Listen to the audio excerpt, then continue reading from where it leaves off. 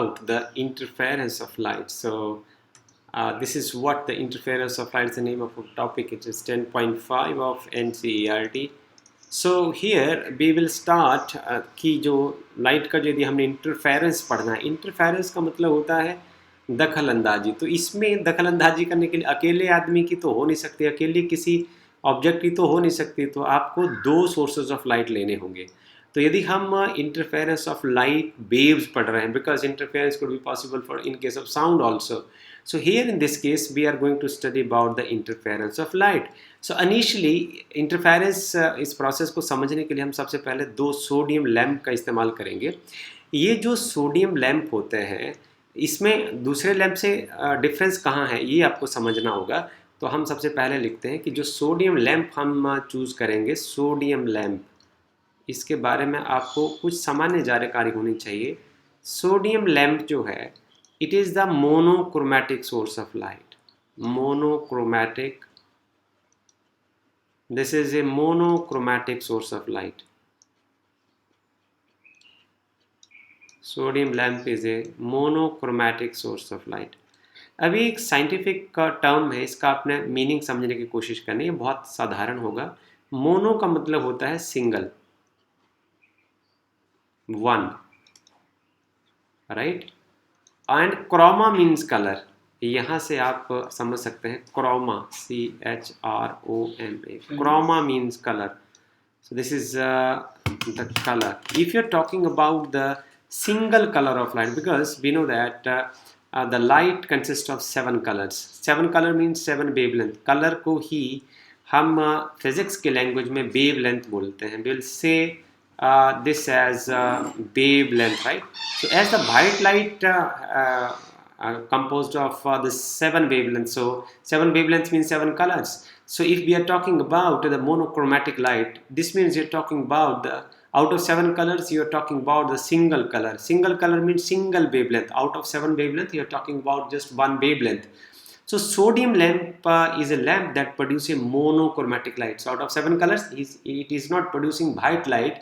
It is producing monochromatic light, means light of single wavelength, right? So ये आपको इसका meaning सबसे पहले समझना होगा, इसके बाद हम आगे चलते हैं। But we cannot observe the interference, पर हम इंटरफेरेंस पैटर्न को ऑब्जर्व नहीं करते। हम इंटरफेरेंस होती जरूर है, बट वो ऑब्जर्वेशन में नहीं आती। We cannot observe the interference pattern. यदि हम इसके लिए एक स्क्रीन का इस्तेमाल करते हैं तो हम इंटरफेरेंस को ऑब्जर्व नहीं कर पाते। तो क्या कारण होगा कि यदि आप दो सोर्सेज ऑफ लाइट ले भी रहे हैं, उसके बाद आप उसके इंटरफेरेंस को ऑब्जर्व नहीं कर पा रहे हैं, तो यदि हमें ये चीज़ समझ आ जाएगी तो उसके बाद हमें सोर्स ऑफ लाइट इंटरफेरेंस के लिए जो ज़रूरी है उसको सेलेक्ट करने में आसानी होगी। So these two sodium lamps are problems with the sodium lamp. These two sodium lamps जो मोनोक्रोमेटिक सोर्स ऑफ लाइट है, उसमें क्या होता है, एकदम से फेज चेंज होता है। It undergoes abrupt phase change, और कितनी जल्दी होता है ये आप अंदाज़ा लगा लीजिए। 1 सेकेंड के 10⁻10वे हिस्से में होता है। तो this is a very small time, very small time. Means every time you observe the phase change in case of the light emitted from the sodium lamp. And another second situation is the two sodium lamps are incoherent sources of light. So आपको physics की language में इसको समझना होगा कि incoherent sources of light क्या होते हैं। So सबसे पहले आप coherent sources of light के बारे में थोड़ा सा हम प्रकाश डाल लेते हैं। कोहेरेंट सोर्सेज ऑफ लाइट क्या होते हैं, जिनके बीच में कोई फेज डिफरेंस नहीं होता है। मैं पहले ऐसा लिख देता हूँ, उसके बाद इनकोहेरेंट अपने आप आपको समझ आ जाएगा। कोहेरेंट सोर्सेज ऑफ लाइट क्या होते हैं? कोहेरेंट सोर्स ऑफ लाइट, यदि कोहेरेंट सोर्स ऑफ लाइट हो तो उसमें क्या होता है? Number 1, no phase difference. No phase difference, दो सोर्सेज ऑफ लाइट के बीच में कोई फेज डिफरेंस ना हो। No phase difference between two sources. दो सोर्सेज के बीच में कोई फेज डिफरेंस ना हो। नंबर 2, इफ एनी, यदि फेज डिफरेंस हो, if any phase difference exist, phase difference exist, यदि फेज डिफरेंस हो दोनों सोर्स ऑफ लाइट में, इट शुड बी कांस्टेंट। यदि हो तो वो कांस्टेंट होना चाहिए, इट शुड बी कांस्टेंट,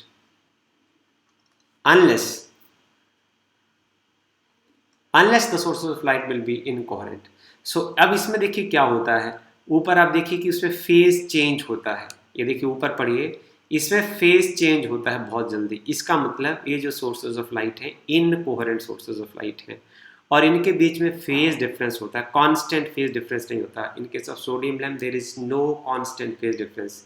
सो पहली बात इसमें इनकोहेरेंट इसलिए है because phase change abruptly,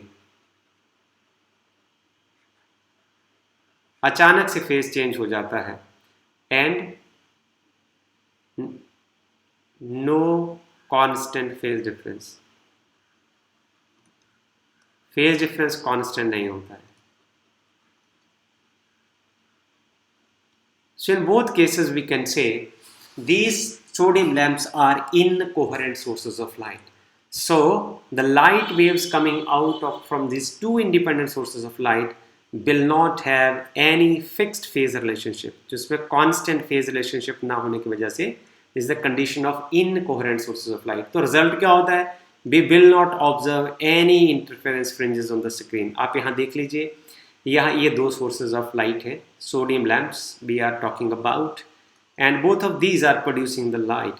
These sources of light, these are the sources of light, they are producing light. So right, light. So but there is no interference pattern on the screen, no interference pattern. ये देख लीजिए आप, no interference pattern.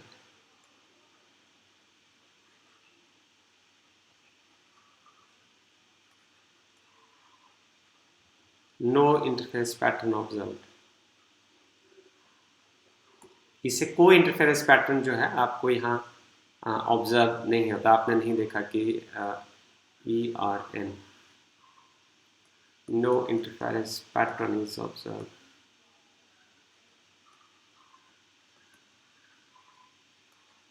is observed, right? यदि हम independent source of light का इस्तेमाल करते हैं तो हमारे पास एक प्रॉब्लम ये आती है कि we have not seen the interference pattern. अब इंटरफेरेंस पैटर्न को हम देख नहीं सके। अब इस समस्या को सॉल्व करने के लिए Thomas young was the name of the scientist, Thomas young spelling is Thomas Young. Thomas Young is a great scientist who has given the technique of lock the phases of the wave. He has given the technique lock the phases of the wave. Lock the phases of the wave. Phases of the wave. ये जो wave का phase है उसको lock कर देना है। Lock करने का मतलब उसको कांस्टेंट कर देना है। अब कोहेरेंट सोर्सेज ऑफ लाइट जो है, जो कोहेरेंट सोर्सेज ऑफ लाइट है, द एसेंशियल रिक्वायरमेंट, आपका जो कोहेरेंट सोर्सेज ऑफ लाइट है, कोहेरेंट सोर्स ऑफ लाइट, आपको यदि इंटरफेरेंस पैटर्न को ऑब्जर्व करना है तो उसके लिए आपको पास कोहेरेंट सोर्स ऑफ लाइट होना चाहिए। और उसके लिए जो एसेंशियल रिक्वायरमेंट क्या है, ईदर नो फेज डिफरेंस, इसको ध्यान में रखिए, ईदर नो फेज डिफरेंस और दूसरा कांस्टेंट फेज डिफरेंस, या फेज डिफरेंस हो ही नहीं या फिर जो फेज डिफरेंस हो वो कांस्टेंट होना चाहिए। Just take care of this. अब ये जो लॉक ऑफ फेजेस का जो यंग का आइडिया है वो यही है कि हम फेज डिफरेंस को कांस्टेंट कर दें। इसके लिए उन्होंने क्या किया, जरा देखिए, उन्होंने ये सिंगल सोर्स ऑफ लाइट जो है उसकी जो ज्योमेट्रिकल कंस्ट्रक्शन है कुछ इस तरीके की है।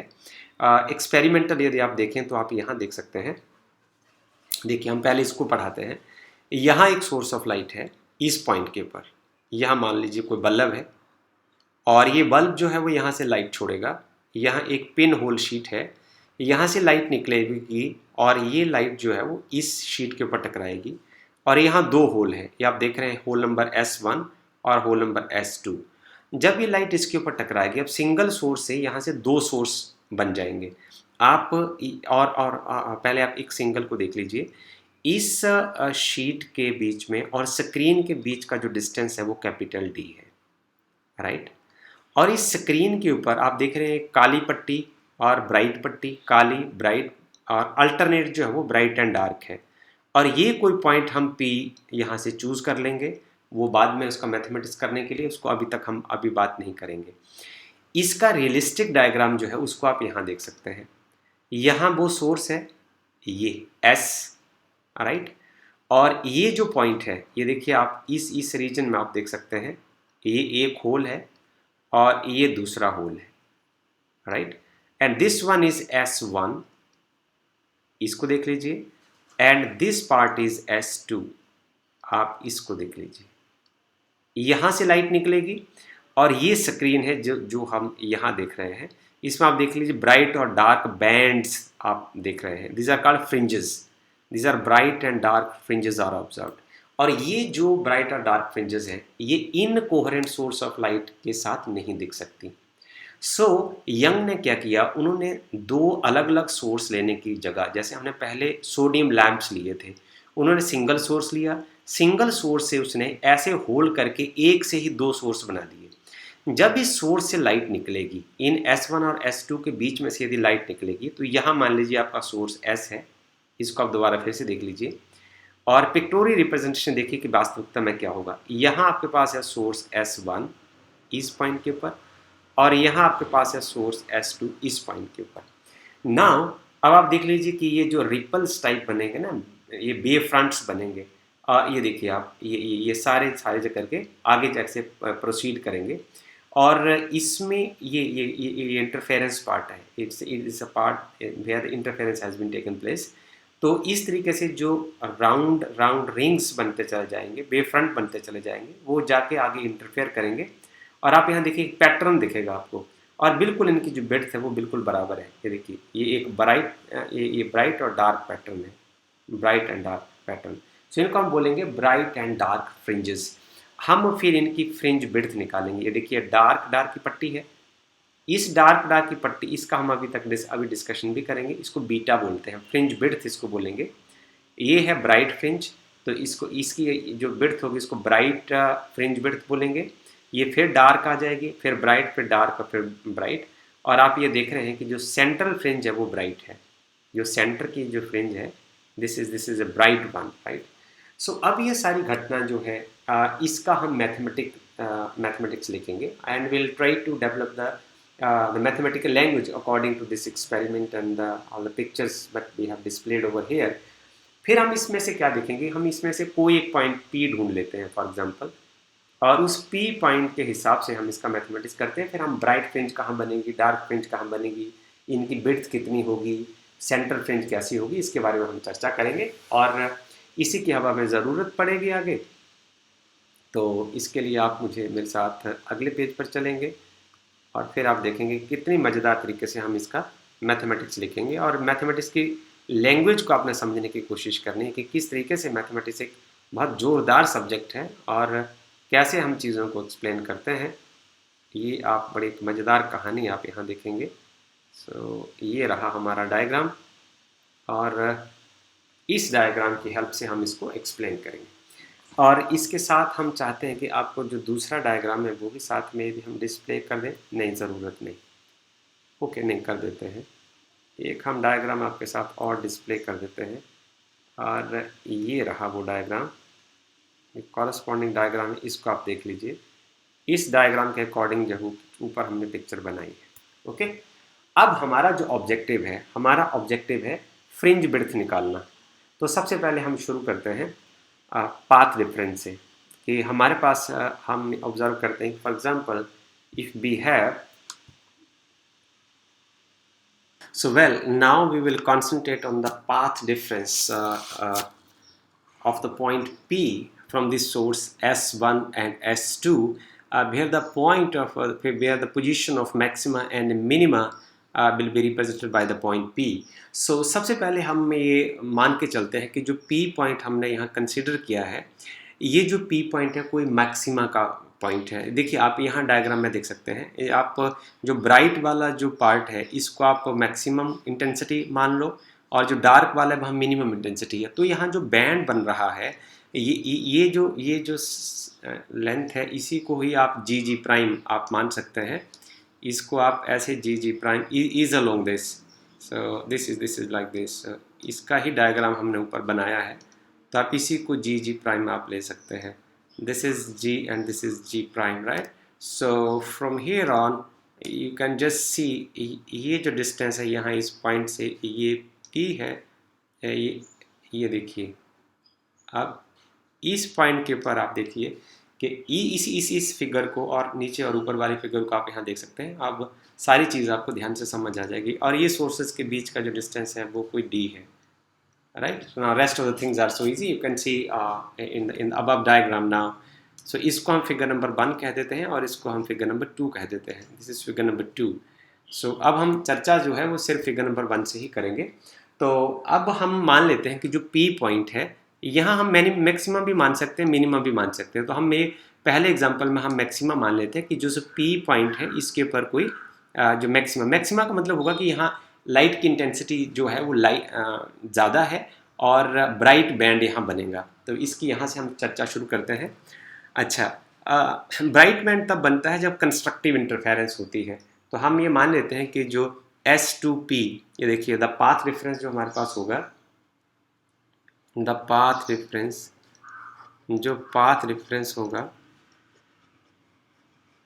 पाथ रेफरेंस आ जाएगा आपके पास, that is S2P minus S1P is equal to sum n lambda, यहाँ लिख देते हैं, for constructive interference. Constructive interference ये हमने इंटरफेरेंस में पढ़ा था condition for constructive interference, right. अच्छा, हम यहाँ लिखेंगे कि वेयर, जहाँ आप n की वैल्यू क्या इस्तेमाल कर सकते हैं, n is equal to 0 1 2 3 so and so on. n आप 0, n is equal to 0 put करने का मतलब क्या हुआ, यहाँ भी आप ध्यान से अभी देख लीजिए। यदि n is equal to 0 means n is equal to 0 means S2P is equal to S1P। वो कब होगा, जब आपका जो ऑब्जर्वेशन पॉइंट होगा वो O के ऊपर होगा। उस टाइम S2P और S1P जो हो बराबर हो जाएंगे। और इस स्टेज पर भी क्या होगा, कंस्ट्रक्टिव इंटरफेरेंस हुई। कंस्ट्रक्टिव इंटरफेरेंस होने का मतलब क्या होता है, लाइट की इंटेंसिटी ज़्यादा होगी। I is equal to 4I0 हमने किया है ये। Here in this case I is equal to 4I0। और इससे फ्रिंज कैसी बनेगी, ब्राइट फ्रिंज बनेगी, चमक ज़्यादा होगी। जहाँ लाइट ज़्यादा होगी वहाँ चमक ज़्यादा होगी, bright fringe will be obtained, यहाँ ब्राइट फ्रिंज बनेगी। ओके, सो ये हम पहला केस देते हैं। अब हम क्या करते हैं कि फ्रॉम इक्वेशन नंबर 1 हम S2P और S1P को कैलकुलेट करने की कोशिश करते हैं। हम ऐसा करते हैं कि S2P, ना इन थोड़ा सा कंस्ट्रक्शन कर लेते हैं पहले। एक कंस्ट्रक्शन में हम करते हैं कि ये देखिए आपके पास एक राइट ट्रायंगल बन जाएगी, और ये जो राइट ट्रायंगल में जो ये अगले वाला पार्ट होगा इतना, ये हो जाएगा d/2। So in right triangle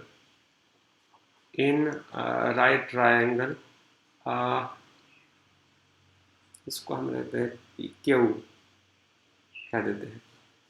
in right triangle PS2Q we have, जो साइड होगी आपके पास S2P, ये तो आपको निकालनी है, और जो S2Q है ये साइड है D, और जो साइड है आपके पास PQ ये है X प्लस d/2। आप ये समझ सकते हैं कि ये अपर वाला पार्ट जो है ये d/2 होगा, और ये जो लोअर वाला पार्ट जो है ये भी d/2 होगा। इसलिए जो S1 और S2 के बीच का जो डिस्टेंस है वो d हो जाएगा। सो यहाँ से हम लिख सकते हैं कि जो S2P का जो स्क्वायर होगा according to Pythagoras theorem, S2P का जो स्क्वायर हो जाएगा वो आ जाएगा D square plus x plus d/2, ये परपेंडिकुलर का स्क्वायर हो जाएगा, right. So this is just equation number 1, इसका आप इक्वेशन नंबर 1 मान लीजिए। अब आप दूसरे राइट ट्राइंगल में चलते हैं। ये देख लीजिए आप, ये दूसरी राइट ट्राइंगल हो जाएगी पी क्यू, और इस पॉइंट का नाम आप आर रख दीजिए। In right triangle PS1R we have, इसमें हमें क्या करना है, जो S1P है इसको तो निकालना है, और जो S1R है ये हो जाएगा D, और जो आ जाएगा आपके पास एंड PR जो है वो हमारे पास आ जाएगा x माइनस d/2। सो यहाँ से आप निकाल सकते हैं S1P का स्क्वायर जो होगा वो आ जाएगा आपके पास d स्क्वायर। आप +2 के स्टूडेंट हैं, अब आपको पाइथागोरस थ्योरम सिखाने की ज़रूरत नहीं है, और ये वाला पार्ट हो जाएगा x माइनस d/2 का स्क्वायर। इसको हम इक्वेशन नंबर 2 कह सकते हैं। अब हम यहाँ से कैलकुलेट करते हैं S2P square minus S1P square is equal to, आप लिख दीजिए S2P स्क्वायर की जगह ये आ जाएगा d स्क्वायर, इसको हम सॉल्व भी कर दें साथ साथ में, नहीं, S2P और ये आ जाएगा आपके पास x प्लस d/2 स्क्वायर, इसमें से हम घटा देंगे d square plus x minus d/2 square.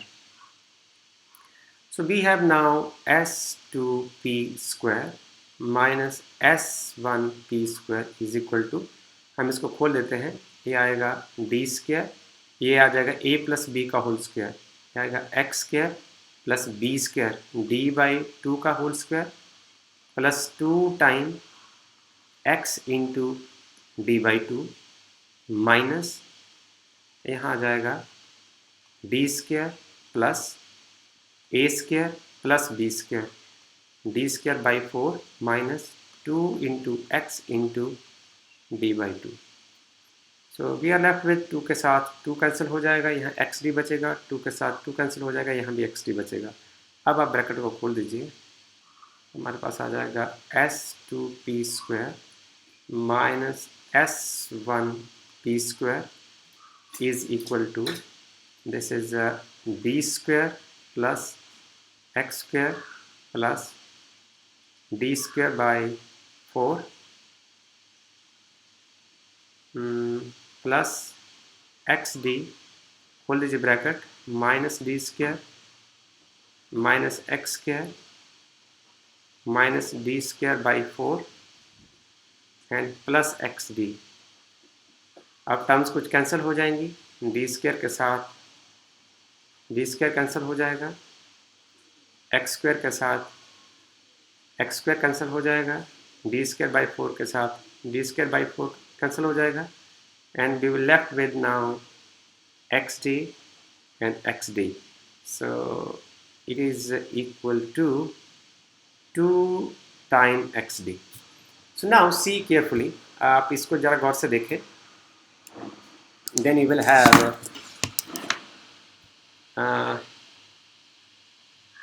इसको आप ऐसा लिख सकते हैं, a square minus B square है, so a square minus B square is equal to a minus B into a plus B. So you can write this as S2P minus S1P, इसको आप ऐसे तोड़ के लिख सकते हैं, और ये आ जाएगा S2P plus S1P is equal to 2 times xd. Now see here, S2P and S1P here S2P is nearly equal to S1P, and it is nearly equal to the distance between the screen and the slit and screen। यहाँ slit है और ये screen है, ये दोनों का distance जो है वो लगभग, ये क्योंकि छोटे छोटे ही है, दिस इज सो स्मॉल, इसमें ज़्यादा डिफरेंस नहीं है, तो हम मैथमेटिकल कैलकुलेशन को इजी बनाने के लिए दोनों को डी ले लेंगे। then I will write this is S2P minus S1P. अब यहाँ लिख सकते हैं आप into 2D is equal to 2 time XD. तो दो के साथ यहाँ दो कैंसिल हो जाएंगे. अब हमारे पास बच जाएगा. अब आपको अगले पेज पर चलना होगा मेरे साथ. You have to go with me on the next page. So we are left with now S2P. We do have now S2P minus S1P. ये था हमारा last equation. 2D is equal to 2 time XD. हम पुरानी equation से शुरू करते हैं, नहीं तो मुझे पीछे देखना पड़ेगा. 2 के साथ 2 कैंसिल हो जाएगा. ना S2P minus S1P. S2P minus S1P is equal to X time D upon D. अब ये बड़ी मज़ेदार बात है. ये जो मैथमेटिक्स हुआ, अब ये मैथमेटिक्स आपको बहुत अच्छी सूचना देगा और यहाँ से आपको पावर ऑफ मैथमेटिक्स का पता चलेगा. सबसे सुंदर बात ये रहेगी. देखिए, इसको हम सबसे पहले इक्वेशन नंबर 1 मार्क करते हैं और 1 मार्क करने के बाद हम क्या देख रहे हैं. ये जो S2P माइनस S1P है, बेसिकली क्या है. एक हम डायग्राम दोबारा फिर से आपके साथ शेयर करते हैं ताकि आपको यहाँ से दिख जाए साफ साफ. डायग्राम के बगैर सॉल्व करना जो है वो यहाँ आप साफ साफ देखते रहिए. ये जो S2P माइनस S1P है, S2P में से यदि हम S1P को घटाते हैं तो ये पाथ का डिफरेंस है और ये बड़ी इंपॉर्टेंट इन्फॉर्मेशन है. ये है पाथ डिफरेंस कि जब हम आपके पास दो सोर्स हैं, एक S1 पॉइंट के ऊपर है और एक S2 पॉइंट के ऊपर है, यदि इन दोनों के पाथ में कोई डिफरेंस है तो ये डिसाइड करता है कि लाइट की इंटेंसिटी P पॉइंट के ऊपर मैक्सिमम होगी या मिनिमम होगी, क्योंकि यहाँ बैंड्स में कभी इंटेंसिटी मैक्सिमम भी है तो कभी मिनिमम भी है. आप इसको पिक्चर में देखें तो आप अच्छे तरीके से रियलाइज़ कर पाएंगे. हम आपके साथ पिक्चर शेयर करते हैं. यहाँ आप देखें, आप इस डायग्राम में देखें कि ये डायग्राम आपको बड़े अच्छे तरीके से बताएगा कि ये देखिए आप यहाँ जो ये वाला जो ब्लैक रीजन आप देख रहे हैं, यहाँ इंटेंसिटी ब्लैक कब दिखता है, अंधेरा कब होता है, जब लाइट कम होती है. तो ब्राइट फ्रिंज कब दिखेगी, जहाँ लाइट बड़ी ज़्यादा होगी. तो जहाँ लाइट बहुत कम होगी वहाँ ब्लैक दिखेगा और जहाँ लाइट प्रॉपर होगी वहाँ ब्राइट दिखेगा. तो ये सब चीज़ें कौन डिसाइड करेगा, ये डिसाइड करेगा दो सोर्सेज के बीच का जो पाथ है उसके बीच में डिफरेंस कितना है. तो ये डिसाइड करेगा. देखिए, फॉर कंस्ट्रक्टिव इंटरफेरेंस हमें P पॉइंट के ऊपर for constructive interference at P, for तो इसको हटा देते हैं.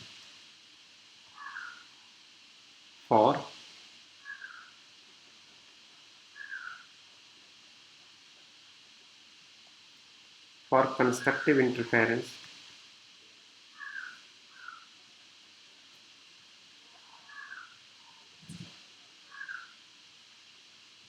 at P पर कंस्ट्रक्टिव इंटरफेरेंस होने का मतलब है लाइट ज़्यादा दिखे. तो इन दोनों के बीच का जो फ़र्क है S2P में से और S1P के जो रास्ते का फ़र्क है वो या तो एक वेवलेंथ का हो या दो वेवलेंथ का हो या तीन वेवलेंथ का हो या चार वेवलेंथ का हो, ऐसा होना चाहिए. तो हम यहाँ लिख देते हैं आपके पास जो XD अपॉन D है वो कोई n लैम्डा होना चाहिए. ओके, और जो x है वो क्या होगा, n lambda capital D upon small d. x n लिख देते हैं हम यहाँ. देखिए, ये बड़ी मज़ेदार आपको सूचना देगा. अब यहाँ से ये समझना है कि इसे हमें जानकारी क्या देगा. ये बड़ा इंपॉर्टेंट पार्ट है. देखिए, यहाँ x0 का मतलब क्या है, जब आपको सबसे ज़्यादा लाइट दिखेगी. x0 का मतलब क्या है कि जब आपको सबसे ज़्यादा लाइट दिखेगी. दोबारा फिर से आपको इमेज दिखाते हैं.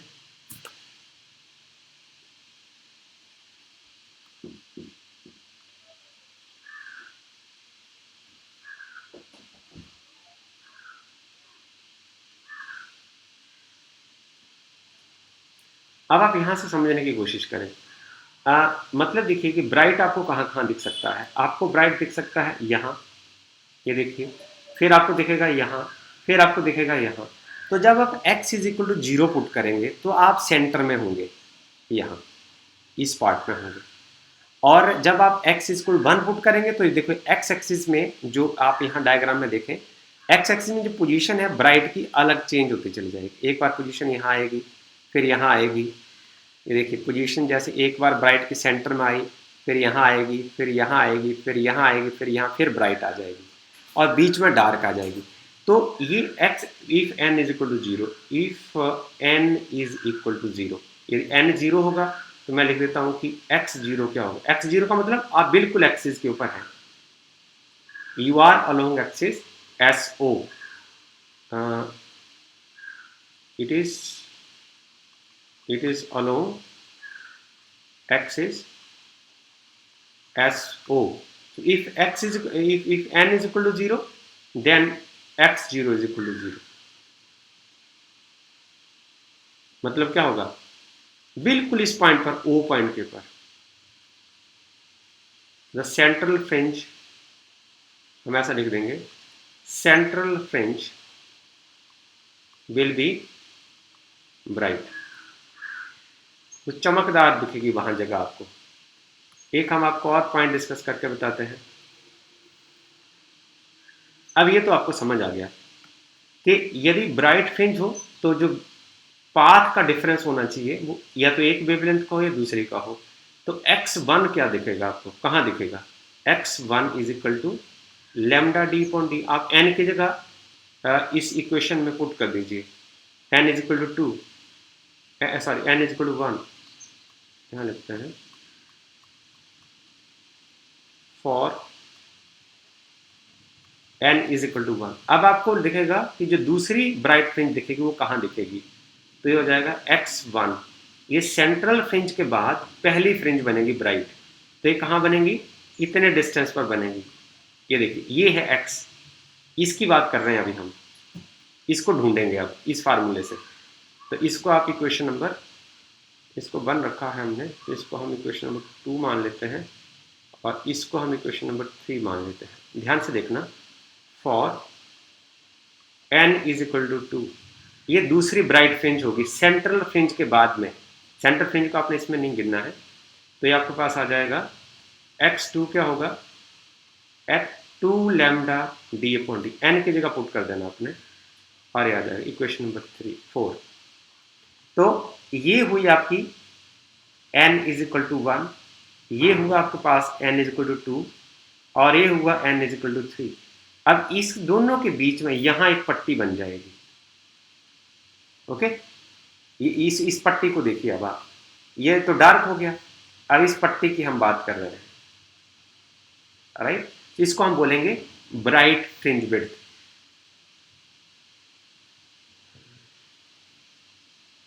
सो fringe width will be,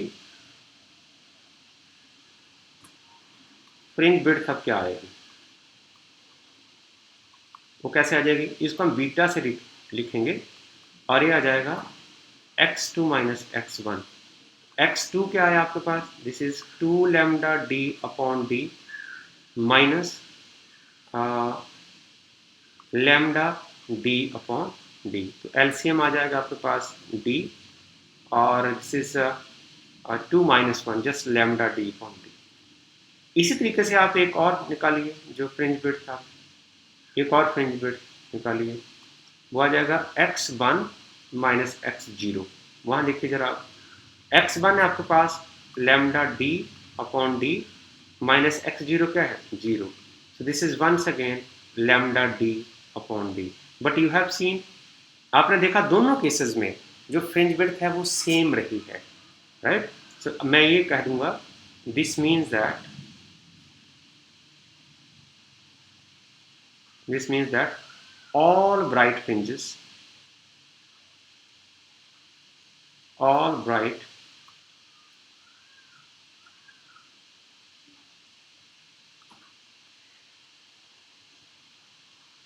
fringes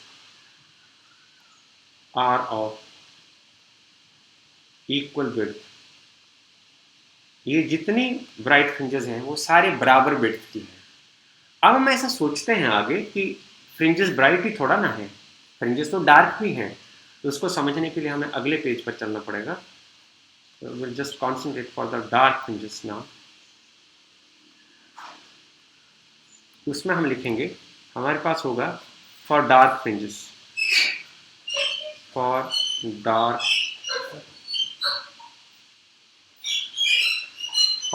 fringes and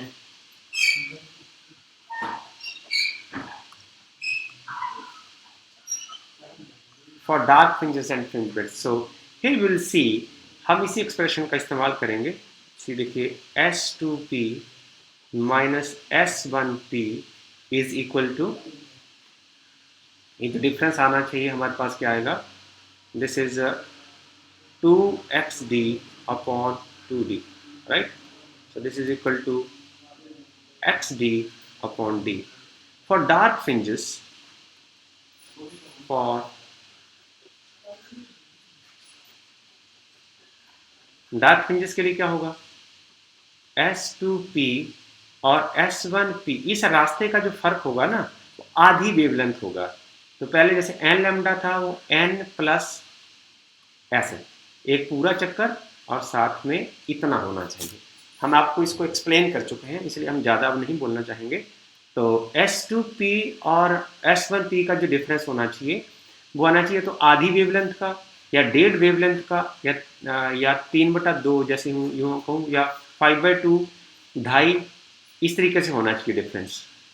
दो रास्तों के बीच का जो डिफरेंस है वो कुछ इस तरीके से होना चाहिए। आप इमेज साथ में ज़रूर देखते रहिए, इमेज के बगैर बात नहीं बनती।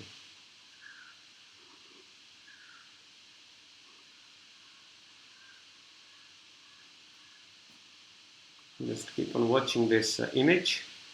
तो अब यदि मान लिया जाए कि ये जो पॉइंट P है वो डार्क फ्रिंजेस को, location of the minimum intensity को बता रहा है, तो हम उसको इस तरीके से सॉल्व कर लेंगे। अब यहाँ लिख देते हैं इसको, इक्वेशन नंबर फिर वही 1 डाल देते हैं और यहाँ पुट कर देते हैं। अब आपके पास आ जाएगा xd upon d is equal to n plus into lambda. तो यहाँ x की वैल्यू निकाल लीजिए आप, X N. Now this is n plus 1/2 into lambda d upon d। अब आप सबसे पहले n is equal to 0 put करिए, for n is equal to 0। अब सेंटर में जो फ्रिंज थी वो तो वाइट थी, वहाँ लाइट ज़्यादा है, इस पॉइंट के पर अब लाइट ज़्यादा है। इसके पास अगले वाला जो ब्राइट के पास अगली पट्टी होगी वो डार्क ही होगी। तो मैं यहाँ लिख देता हूँ पोजीशन ऑफ फर्स्ट, आपके पास आ जाएगा position of first dark fringe, position of first dark fringe. तो पहली डार्क फ्रिंज आपको कहाँ दिखेगी, इस एक्सिस में। ये ऊपर को x, हमने इसको x से मार्क किया है, तो इस एक्सिस में ये बताएगा कि पहली डार्क फ्रिंज आपको कहाँ दिखेगी जब आप n is equal to 0 put करेंगे।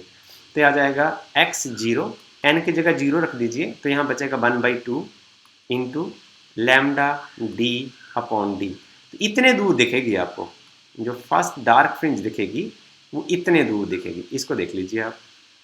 अब यहाँ हम इसका इक्वेशन नंबर डाल देते हैं, सम P1, इस पेज की इक्वेशन है ये। और फिर हम देखते हैं सेकेंड डार्क फ्रिंज कहाँ दिखेगी, position of second dark fringe, position of second dark fringe. Second dark fringe की पोजीशन कहाँ दिखेगी, बड़ा इंटरेस्टिंग है ये कि इसका मतलब समझें आप, फिर आप न्यूमेरिकल बड़े अच्छे तरीके से आराम से कर लेंगे। ये देखिए उसमें आप n is equal to 2 put कर देंगे, here n is equal to 2।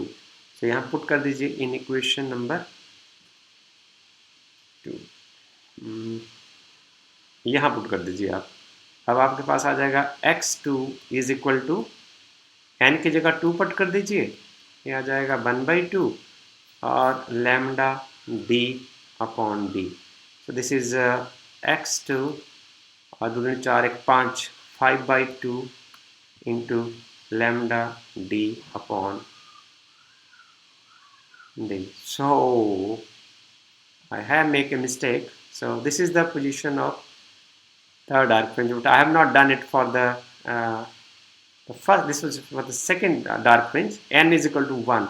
So I'm sorry a little bit for it, because unless it will take, it's a mistake on my part. Okay, here n is equal to 1 for second dark fringe. N is equal to 1. So put n is equal to 1 using n is equal to 1 in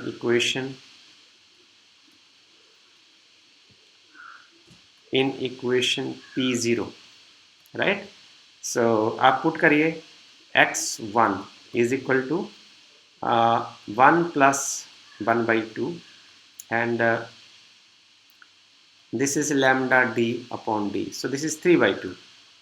x1 is equal to 3/2 into lambda d by d. So this is another equation. This equation is now P2. फिर हम निकालते हैं आगे x2 for n is equal to 2. The position of, यहाँ third fringe होगी, the position of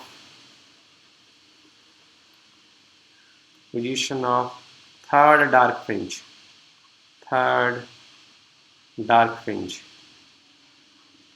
कहाँ position हो जाएगी इसकी? आप इसको ये जगह रखिए n is equal to 0 1, now it is 2. इससे पहले मिस्टेक हो गया था, तो ये थर्ड फ्रिंज होगी और यहाँ आप बन जाएगा ये 5/2. आप इसको सॉल्व कर सकते हैं. This is lambda d upon d. So here this is equation number P1 P2 P3. इस पेज की थर्ड इक्वेशन हो गई. Fourth equation. This is the fourth equation. So now the fringe width of first dark, the fringe width of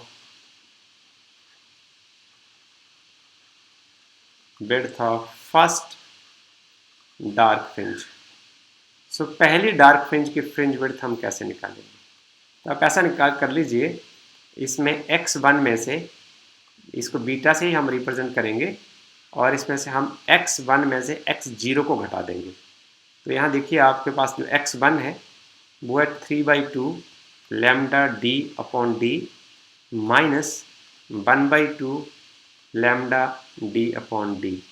तो आप यहाँ से घटा दें तो आपके पास आ जाएगा 3/2 minus 1/2 and this is lambda d upon d. So this is what if you subtract it, इसका LCM 2 आएगा. 3 minus 2 3 minus 1 2 से 2 कैंसिल हो जाएंगे. You are left with beta is equal to once again lambda d upon d. So this is the first dark fringe, right? इसको आप equation number P4 लिख सकते हैं. अब आप करते हैं आगे हम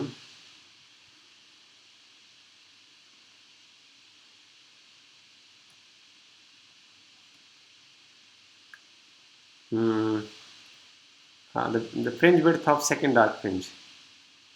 Fringe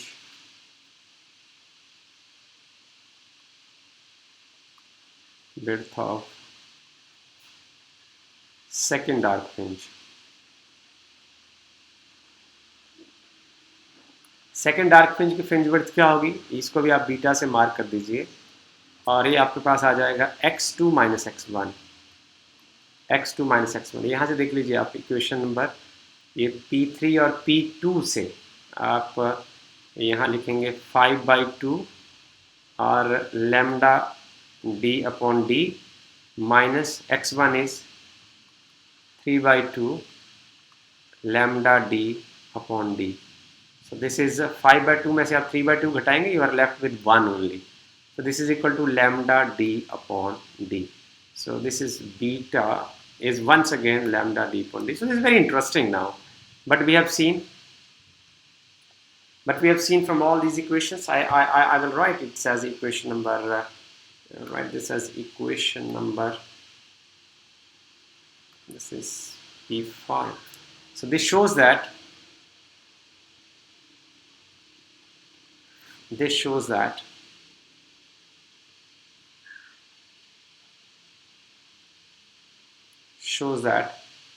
fringe width of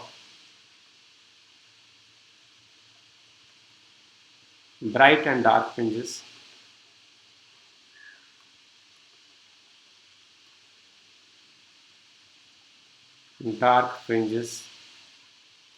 is equal and is beta is equal to lambda d upon d, and central fringe is bright and central fringe is bright. So this is all about Young's double slit experiment. How nicely he has calculated the fringe width. He has shown the position of the first, second, third bright and dark fringes. So this is the beautiful mathematics.